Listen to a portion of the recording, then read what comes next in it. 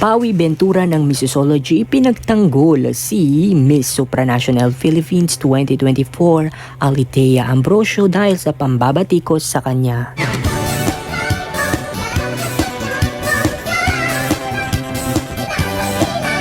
Mag-subscribe ka na!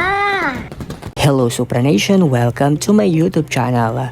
Latest update muna tayo sa Miss Supranational 2024. Ipinagtanggol nga ng CEO ng top leading pages and website na Missology na si Miss Pawi Ventura.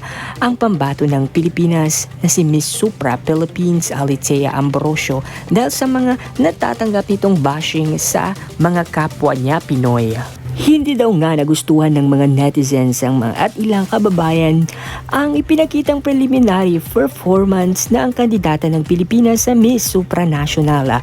Ayon kay Miss Pawi Ventura, sa halip na i-bash si Alitea ay bigyan natin ng suporta dahil doon sa Poland ay maganda naman ang kanyang ipinapakitang performance. Pagbabahagi ni Pawi Ventura sa kanyang social media, grabe, kakagulat naman mga komento ng mga kapwa Pinoy natin dito. Bigyan na lang po natin ng suporta ang ating kandidata dahil binibigay naman niya ang lahat para lumaban at i-representa tayo to the best of her ability. Patok ang ganda ni Alitea dito sa Poland, pasok sa panlasa ng mga Polish, yung morena beauty niya at mga paraan ng pagdala niya sa sarili niya bilang isang typical na Pilipina. Wag naman po natin siyang hilain na pababa. Sana suportahan niyo po siya hanggang sa darating na finale ng Miss Supranational 2024.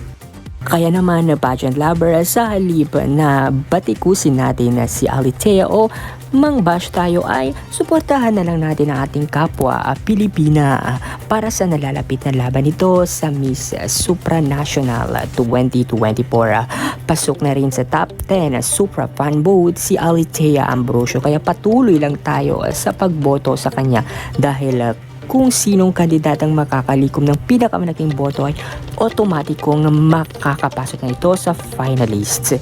Samantala, narito naman ang ilang komento ng mga netizens na kung sana isang ayon na sila na suportahan na lang natin at iwasan ng pangbabash sa ating kandidata dahil hindi ito makakatulong sa performance ni Alitea Ambrosio. Kaya naman narito ang ilan sa mga komento ng mga netizens.